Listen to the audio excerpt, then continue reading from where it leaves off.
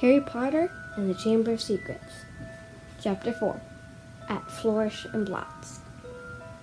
Life at the Burrow was as different as possible from life on Privet Drive. The Dursleys liked everything neat and ordered. The Weasleys' house burst with the strange and unexpected. Harry got a shock the first time he looked in the mirror over the kitchen mantelpiece, and it shouted, "Tuck your shirt in, Scruffy!" The ghoul in the attic howled and dropped pipes whenever he felt things were getting too quiet, and small explosions from Fred and George's bedroom were considered perfectly normal. What Harry found most unusual about life at Ron's, however, wasn't the talking mirror or the clanking ghoul. It was the fact that everybody there seemed to like him. Mrs. Weasley fussed over the state of his socks and tried to force him to eat a fourth helpings at every meal. Mr. Weasley liked Harry to sit next to him at the dinner table so that he could bombard him with questions about life with Muggles. He asked him to explain how things like plugs and the postal service worked. "Fascinating," he would say, as Harry talked to him through using a telephone. "Ingenious, really, how many ways Muggles have found of getting along without measure." Harry heard from Hogwarts one Sunday morning about a week after he had arrived at the Burrow. He and Ron went down to breakfast to find Mr. and Mrs. Weasley and Ginny already sitting at the kitchen table. The moment she saw Harry, Ginny accidentally knocked her porridge bowl to the floor with a loud clatter. Ginny seemed very prone to knocking things over whenever Harry entered the room. She dived into the table to retrieve the bowl and emerged with her face glowing like the setting sun. Pretending he hadn't noticed this, Harry sat down and took the toast Mrs. Weasley had offered him. "Letter from school," said Mr. Weasley, passing Harry and Ron identical envelopes of yellowish parchment, addressing in green ink. "Dumbledore already knows you're here, Harry. Doesn't miss a trick, that man. You've got them too," he added, as Fred and George stumbled in, still in their pajamas. For a few minutes there was silence as they all read their letters. Harry told him to catch the Hogwarts Express as usual from King's Cross Station on September 1st. There was also a list of the new books he'd need for the coming year. Second-year students will require The Standard Book of Spells, Grade 2, by Miranda Goshawk; Break with the Banshee, by Gilderoy Lockhart; Gadding with Ghouls, by Gilderoy Lockhart; Holidays with Hags, by Gilderoy Lockhart; Travels with Trolls, by Gilderoy Lockhart; Voyages with Vampires, by Gilderoy Lockhart; Wanderings with Werewolves, by Gilderoy Lockhart; Year with the Yeti, by Gilderoy Lockhart. Fred, who had finished his own list, peered over at Harry's. "You've been told to get all the Lockhart's books too," he said. "The new Defense Against the Dark Arts teacher must be a fan. Bet it's a witch." At this point, Fred caught his mother's eye and quickly busied himself with the marmalade. That lot won't come cheap," said George, with a quick look at his parents. "Lockhart's books are really expensive." "Well, we'll manage," said Mrs. Weasley, but she looked worried. "Experts will be able to pick up a lot of Ginny's things secondhand." "Oh, are you starting at Hogwarts this year?" Harry asked Ginny. She nodded, blushing to the roots of her flaming hair, and put her elbow in the butter dish. Fortunately, no one saw this except Harry, because just then Ron's elder brother, Percy, walked in. He was already dressed in his Hogwarts prefect badge pinned to his sweater vest. "Morning, all," said Percy briskly. "Lovely day." He sat down in the only remaining chair, but leapt up again almost immediately, pulling from underneath him a molten gray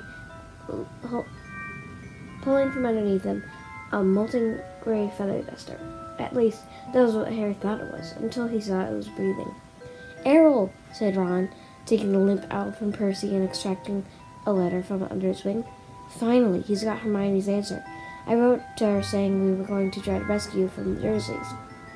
He carried Errol to a perch just inside the back door and tried to stand him on it, but Errol flopped straight off again, so Ron laid him on the draining board instead, muttering pathetic. Then he ripped open Hermione's letter and read it out loud. "Dear Ron," and Harry through there. "I hope everything went all right and that Harry is okay and that you didn't do anything illegal to get him out. Ron, because that would get Harry in trouble too. I've been really worried, and if Harry is all right, will you please let me know at once?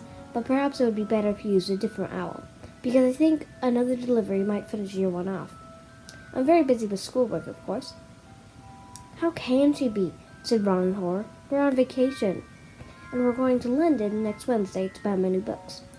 Why don't we meet in Diagon Alley? Let me know what's happening as soon as you can. Love from Hermione. Well, that fits in nicely. We can all get your things then, too, said Mrs. Weasley, starting to clear the table. What are you all up to today? Harry, Ron, and Fred and George were planning to go up the hill to a small paddock the Weasleys owned. It was surrounded by trees that blocked it from view of the village below, meaning that they could practice Quidditch there, as long as they didn't fly too high. They couldn't use real Quidditch balls, which they would have been hard to explain if they had escaped and flown away over the village. Instead, they threw apples for one another to catch. They took turns riding Harry's Nimbus 2000, which was easily the best broom. Ron's old shooting star was often outstripped by passing butterflies. 5 minutes later, they were marching up the hill, broomsticks over their shoulders. They had asked Percy if he wanted to join them, but he said he was too busy. Harry had only seen Percy at mealtime so far. He stayed shut in his room for the rest of the time. Wish I know what he was up to, said Fred, frowning. He's not himself. His exam results came the day before you did, 12 OWLs, and he hardly gloated at all. Ordinary wizarding levels, George explained, seeing Harry's puzzled look. Bill got 12 too. If we're not careful, we'll have another head boy in the family. I don't think I could stand the shame. Bill was the oldest Weasley brother. He and the next brother, Charlie, had already left Hogwarts. Harry had never met either of them, but he knew that Charlie was in Romania studying dragons and Bill in Egypt working for the Wizards' Bank, Gringotts. Don't know how Mom and Dad are going to afford all our school stuff this year, said George after a while. 5 sets of Lockhart books, and Jane needs robes and a wand and everything. Harry said nothing. He felt a bit awkward. Stored in an underground vault at Gringotts in London was a small fortune that his parents had left him. Of course, it was only in the wizarding world that he had money. You couldn't use galleons, sickles, and knuts in Muggle shops. He had never mentioned his Gringotts Bank account to the Dursleys. He didn't think their horror of anything connected with magic would stretch to a large pile of gold. Mrs. Weasley woke them all early the following Wednesday. After a quick half a dozen bacon sandwiches, they pulled on their coats, and Mrs. Weasley took a flower pot off the kitchen mantelpiece and peered inside. We're running low, Arthur, she sighed. We'll have to buy some more today. Ah, well, guess first. After you, Harry, dear. She offered him the flower pot.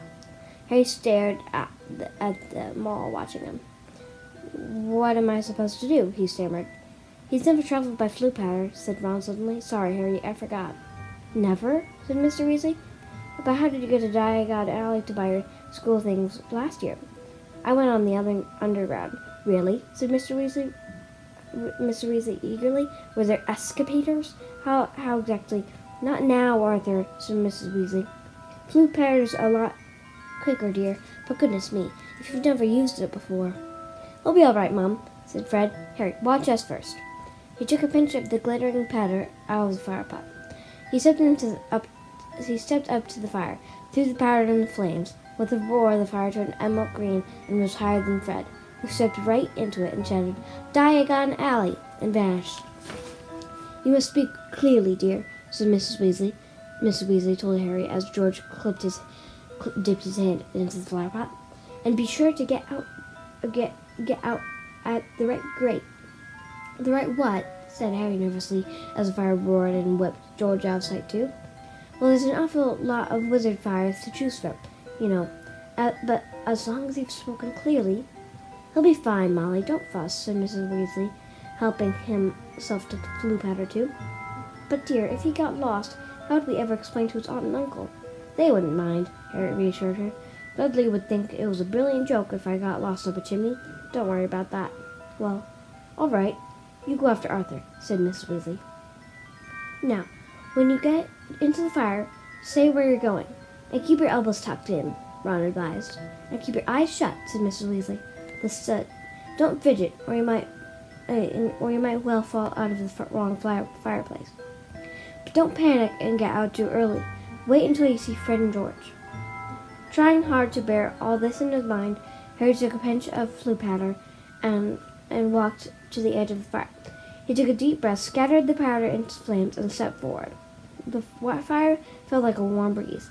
He opened his mouth and immediately swallowed a lot of hot ash.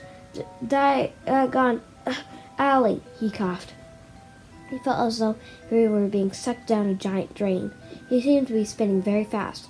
The roaring in his ears was deafening. He tried to keep his eyes shut, but the whirl of green flames made him sick. Something hard knocked his elbow, and he tucked it in tightly. Still spinning and spinning, now it felt as though cold hands were slapping his face. Squinting through his glasses, he saw a blurred stream of fireplaces and snatching glimpses of the rooms behind. His bacon sandwiches were churning inside him. He closed his eyes again, wishing it would stop, and then he fell face forward onto cold stone and felt the bridge of his glasses snap. Dizzy and bruised, covered in soot, he got gingerly to his feet, holding his broken glasses up to his eyes. He was quite alone, but where he was, he had no idea. He could tell all he could tell was that he was standing in the stone fireplace of what looked like a large, dimly lit wizard shop. But nothing in there was ever likely to be on a Hogwarts school list. A glass case nearby held a withered hand on a cushion, a blood-stained pack of cards, and a staring glass eye. Evil-looking masks stared down from the walls. An assortment of human bones lay on the counter. Rusty spiked instruments hung from the ceiling. Even worse, the dark, narrow street Harry could see through the dusty shop window was definitely not Diagon Alley. The sooner he got out of here, the better. Nose still stinging where it had hit the hearth, Harry made his way swiftly and silently toward the door. But before he got halfway towards it, two people appeared on the other side of the glass, and one of them was the very last person Harry wanted to meet when he was lost, covered in soot and wearing broken glasses. Draco Malfoy. Harry looked quickly around and spotted a large black cabinet to his left. He shot inside and pulled the doors closed, leaving a small crack to peer through. Seconds later, a bell clanged, and Malfoy stepped into the shop. The man who followed could only be Draco's father. He had the same pale, pointed face and identical cold, gray eyes. Mr. Malfoy crossed the shop, looking lazily at the items on the display, and rang a bell on the counter, turning to his son and saying, "Touch nothing, Draco." Malfoy, who had reached for the glass eye, said, "I thought you were going to buy me a present." "I said I would buy you a racing broom," said his father, drumming his fingers on the counter. "What's the good of that if I'm not on the house team?" said Malfoy, looking sulky and bad-tempered. "Harry Potter got a Nimbus 2000 last year. Special permission from Dumbledore so he could play for Gryffindor. He's not even that good. It's just because he's famous. Famous for having a stupid scar on his forehead." Malfoy bent down to examine the shelf full of skulls. "Everyone thinks he's so smart. Wonderful Potter, and his scar and his broomstick." "You have told me that at least a dozen times already," said Mr. Malfoy, with a quelling look at his son. "And I would remind you that it is not prudent to appear less than fond of Harry Potter, not when most of our kind regard him as the hero who made the Dark Lord disappear." "Ah, Mr. Borgin." A stooping man had appeared behind the counter, smoothing his greasy hair back from his face. "Mr. Malfoy, what a pleasure to see you again," said Mr. Borgin, in a voice oily as his hair. "Delighted. And young Master Malfoy, too. Charmed. How may I be of assistance? I must show you, just in today, very reasonably priced." "I'm not buying today, Mr. Borgin, but selling," said Mr. Malfoy. "Selling?" The smile faded slightly from Mr. Borgin's face. "You have heard, of course, that the Ministry is conducting more raids," said Mr. Malfoy. taking a roll of parchment from his inside pocket and unraveling it for Mr. Borgin to read. "I have a few items at home that might embarrass me if the ministry were to call." Mr. Borgin fixed a pair of pince-nez to his nose and looked down at the list.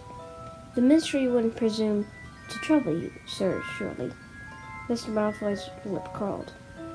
"I have not been visited yet. The name Malfoy still commands a certain respect, yet the ministry grows ever more meddlesome. There are rumors of about a new Muggle Protection Act. No doubt that flea-bitten, Muggle-loving fool Arthur Weasley is behind it." Harry felt a hot surge of anger. "And as you see, certain of these poisons might make it appear—" "I understand, sir, of course," said Mr. Borgin. "Let me see." "Can I have that?" interrupted Draco, pointing at the withered hand on its cushion. "Ah, the hand of glory," said Mr. Borgin, abandoning Mr. Malfoy's list and scurrying over to Draco. "Insert a candle and it gives the light to the holder. Best friend of thieves and plunderers. Your son has fine taste, sir." "I hope my son will amount to more than a thief or a plunderer, Borgin," said Mr. Malfoy coldly, and Mr. Borgin said quickly, "No offense, sir, no offense meant." "Though if his grades don't pick up," said Mr. Malfoy, more coldly still, "that may indeed be all he is fit for." "It's not my fault," retorted Draco. "Teachers all have favorites. That Hermione Granger. I would have thought you'd be ashamed of girl of no wizard family beat you in every exam," snapped Mr. Malfoy. "Ha!" said Harry under his breath, pleased to see Draco looking both abashed and angry. "It's the same all over," said Mr. Borgin in his oily voice. "Wizard blood is counting for less everywhere." "Not with me," said Mr. Malfoy, his long nostrils flaring. "No, sir, nor with me, sir," said Mr. Borgin with a deep bow. "In that case, perhaps, we can return to my list," said Mr. Malfoy shortly. "I am in something of a hurry, Borgin. I have important business elsewhere today." They started to haggle. Harry watched nervously as Draco drew nearer and nearer to his hiding place, examining objects for sale. Draco paused to examine a long coil of hangman's rope and to read, smirking, to the card propped on a magnificent necklace opals. "Caution, do not touch, cursed. Has claimed the lives of 19 Muggle owners to date." Draco turned away and saw the cabinet right in front of him. He walked forward and stretched out his hand for the handle. "Done," said Mr. Malfoy at the counter. "Come, Draco." Harry wiped his forehead on his sleeve as Draco turned away. "Good day to you, Mr. Borgin. I'll expect you at the Manor tomorrow to pick up the goods." The moment the door had closed, Mr. Borgin dropped his oily manner. Good day yourself, Mr. Malfoy. If the stories are true, you haven't sold me half of what's hidden in your manor." Muttering darkly, Mr. Borgin disappeared into a back room. Harry waited for a minute in case he came back, but then, quietly as he could, slipped out of the cabinet, past the glass cases, and out of the shop door. Clutching his broken glasses to his face, Harry stared around. He had emerged into a dingy alleyway that seemed to be made up of entirely shops devoted to the dark arts. The one he'd just left, Borgin and Burke's, looked like the largest, but opposite was a nasty window display of shrunken heads, and 2 doors down, a large cave was alive with gigantic black spiders. 2 shabby-looking wizards were watching him from the shadow of a doorway, muttering to each other. Feeling jumpy, Harry set off, trying to hold his glasses on straight and hoping against hope he'd be able to find a way out of here. An old wooden street sign hanging over a shop selling poisonous candles told him he was in a nocturnal alley. This didn't help, as Harry had never heard of such a place. He supposed he hadn't spoken clearly enough through his mouthful of ashes. Back at the Weasley's fire, trying to stay calm, he wondered what to do. "Are you not lost, are you, my dear?" said a voice in his ear, making him jump. An aged witch stood in front of him, holding a tray of what looked horribly like human fingernails. She leered at him, showing mossy teeth. Harry backed away. I'm fine, thanks. I'm just... Harry, what do you think you're doing down here? There. Harry's heart leapt. So did the witch. A load of fingernails cascaded down over her feet, and she cursed as the massive form of Hagrid, the Hogwarts gamekeeper, came striding toward them, beetle black eyes flashing over his great bristling beard. Hagrid! Harry croaked in relief. I was lost. Flue powder. Hagrid seized Harry by the scruff of the neck and pulled him away from the witch, knocking the tray right out of her hands. Her shrieks followed them all the way along the twisting alleyway out into the bright sunlight. Harry saw a familiar snow-white marble building in the distance, Gringotts Bank. Hagrid had steered him right into Diagon Alley. You're a mess, said Hagrid gruffly, brushing soot off Harry so forcibly he nearly knocked him into a barrel of dragon dung outside an apothecary. Skulking around Knockton Alley. I don't know. Dodgy place, Harry. Don't want no one to see you down there. I realized that, said Harry, ducking as Hagrid made to brush him off again. I told you, I was lost. What were you doing down there anyway? I was looking for flesh-eaten slug repellent, growled Hagrid. They're running the school cabbages. You're not on your own. I'm staying with the Weasleys, but we got separated, Harry explained. I've got to go find them.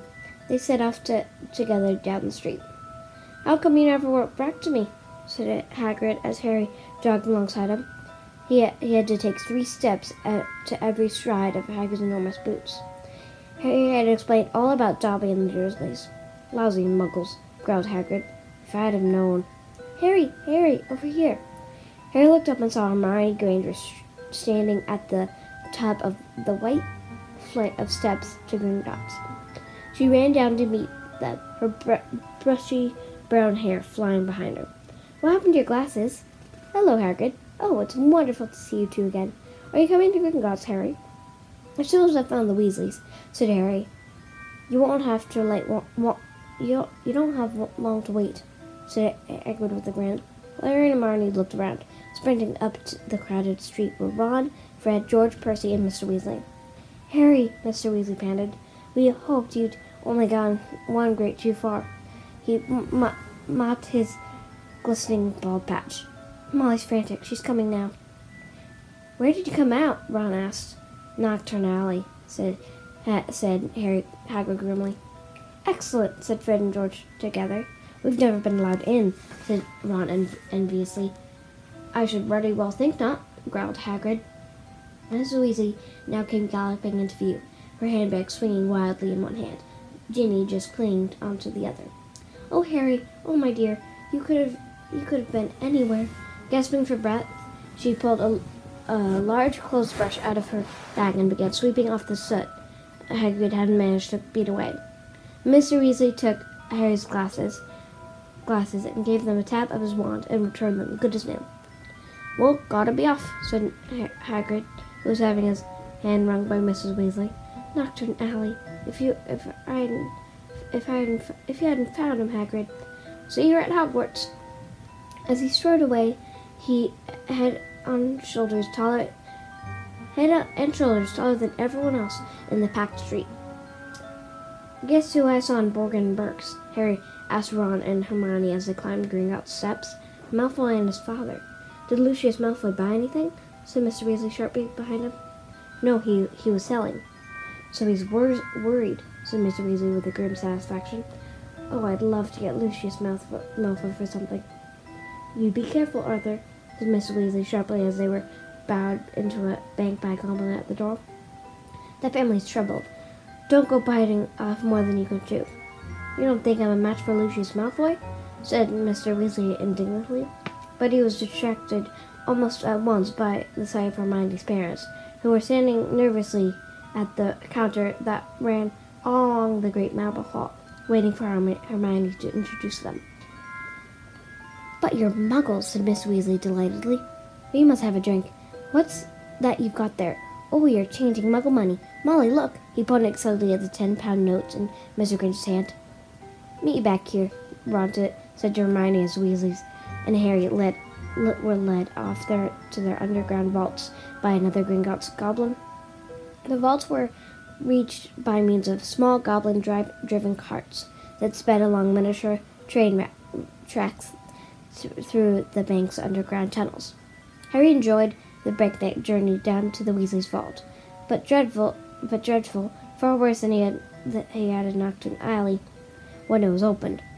There was a very small pile of silver sickles inside, and just one gold galleon. Mistress Weasley felt right into the corners before sweeping the whole lot into her bag. Harry felt even worse when they reached his vault. He tried to block the contents from view as he hastily shoved handfuls of coins into a leather bag. Back outside the marble steps, they all separated, Percy muttering vaguely about needing a new quill. Fred and George had spotted their friend from Hogwarts, Lee Jordan. Mrs. Weasley and Ginny were going to get to a second-hand robe shop. Mr. Weasley was insisting on taking the Grangers off to the Leaky Cauldron for a drink. "We'll all meet at Flourish and Blotts in an hour to buy our school books," said Mrs. Weasley, setting off with Ginny. "And not one step down Nocturne Alley," she shouted at the twins' retreating backs. Harry, Ron, and Hermione strolled off along the winding cobbled street, the bag of gold, silver, and bronze jangling cheerfully in Harry's pocket. It was clamoring to be spent. So he bought 3 large strawberry and peanut butter ice creams, which they slurped happily as they wandered up the alley, examining the fascinating shop windows. Ron gazed longfully at a full set of Chudley Cannon robes in the windows of quality Quidditch supplies, until Hermione dragged them off to buy ink and parchment next door. In Gamble and Jape's Wizarding Joke Shop, they met Fred, George, and Lee Jordan, who were stocking up on Dr. Filibuster's fabulous wet start, no heat fireworks, and a tiny junk shop full of broken wands, lopsided brass scales, and old cloaks covered in potion stains. They found Percy deeply immersed in a small and deeply boring book called Prefects Who Gain Power. A study of Hogwarts prefects and their later careers, Ron read aloud off the back cover. "That sounds fascinating." "Go away," Percy snapped. Of course, he's very ambitious, Percy. He's got it all planned out. He wants to be Minister of Magic," Ron told Harry and Hermione in an undertone as they left Percy to it. An hour later, they headed for Flourish and Blotts. They were by no means the only ones making their way to the bookshop.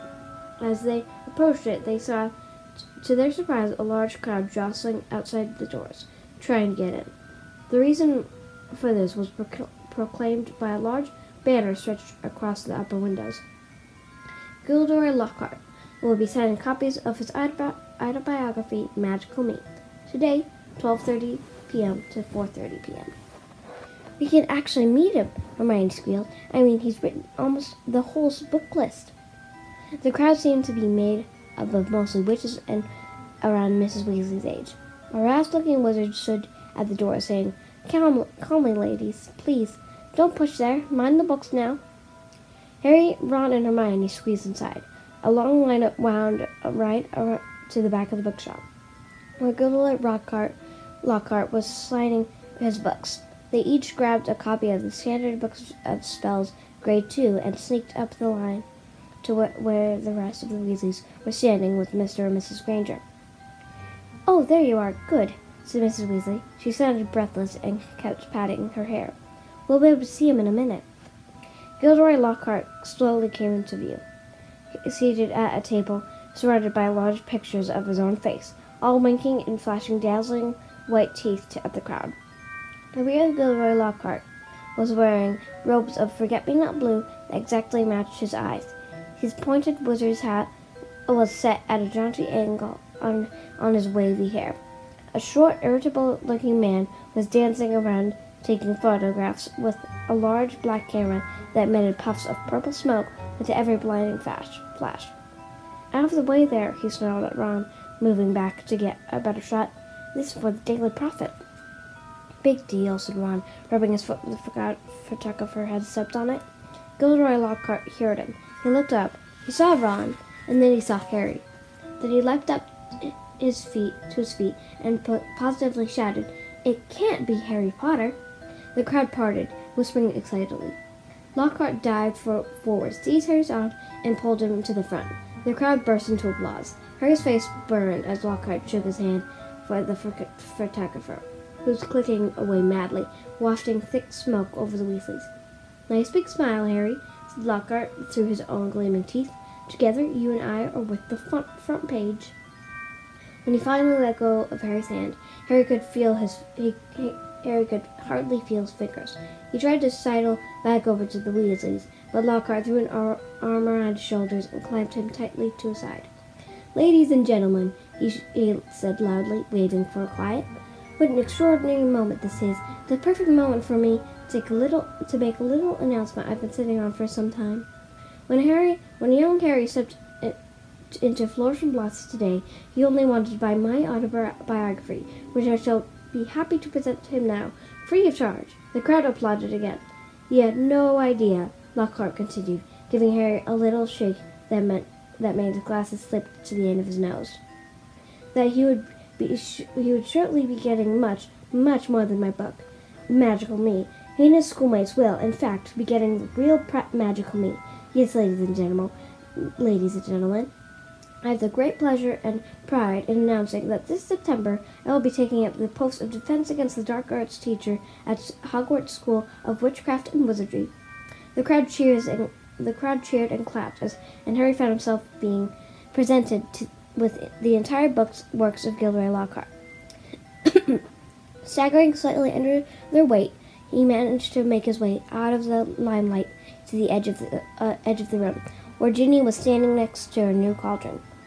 "You have these," Harry mumbled to her, tipping the books into the cauldron. "I'll buy my own." "Bet you loved that, didn't you, Potter?" said a voice Harry had no trouble recognizing. He straightened up and found himself face to face with Draco Malfoy, who was wearing his usual sneer. "Famous Harry Potter," said Malfoy. "Can't even go to a bookshop without making a front page." Leave him alone. He didn't want all that," said Ginny. It was the first time she had spoken in front of Harry. She was glaring at Malfoy. "Potter, you've got yourself a girlfriend," drawled Malfoy. Ginny went as scarlet as Ron and Hermione fought their way over, both clutching stacks of Lockhart's books. "Oh, it's you," said Ron, looking at Malfoy as if he were something unpleasant on the sole of his shoe. "Bet you weren't surprised to see Harry here, eh?" "Not as surprised I am to see you in a shop, Weasley," retorted Malfoy. "I suppose your parents will go hungry for a month to pay for all those." Ron went as red as Ginny. He dropped his books into the cauldron too, and started toward Malfoy, but Harry and Hermione grabbed the back of his jacket. "Ron," said Mr. Weasley, struggling over with Fred and George, "what are you doing? It's too crowded here. Let's go outside." Well, Arthur Weasley. It was Mr. Malfoy. He stood with his hand on Draco's shoulder, sneering in just the same way. "Lucius," said Mr. Weasley, nodding coldly. "Busy time at the Ministry, I hear," said Mr. Malfoy. "All those raves. I hope they're paying you overtime." He reached into Ginny's cauldron and extracted from amid the glossy Lockhart books a very old, very battered copy of A Beginner's Guide to Transfiguration. "Obviously not," said Mr. Malfoy. "Dear me, what's the use of being a disgrace to the name of wizard if they don't even pay you well for it?" Mr. Weasley flushed darker than either Ron or Ginny. "We have a very different idea of what disgraces the name of wizard, Malfoy," he said. "Clearly," said Mr. Malfoy, his pale eyes straying to Mr. and Mrs. Granger, who were watching apprehensively. "The company you keep, Weasley, and I thought your family could sink no lower." There was a thud of metal as Ginny's cauldron went flying. Mr. Weasley had thrown himself at Mr. Malfoy, knocking him backward into a bookshelf.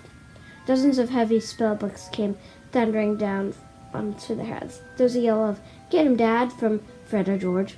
Mrs. Weasley shrieking, "No, Arthur, no!" The crowd stampeded backward, knocking more shelves over.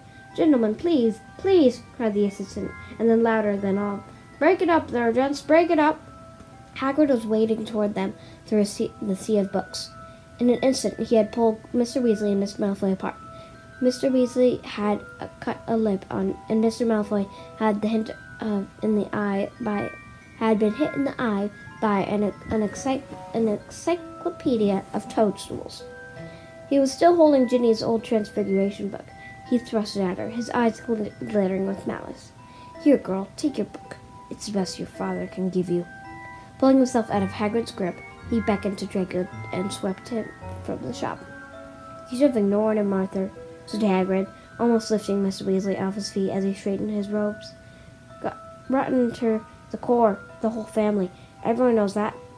No Malfoy's worth listening to bad blood. That's what it is. Come on now. Let's get out of here."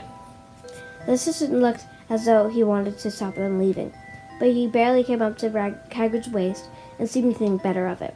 They hurried up the street, the Grangers shaking with fright as Mrs. Weasley beside herself with fury.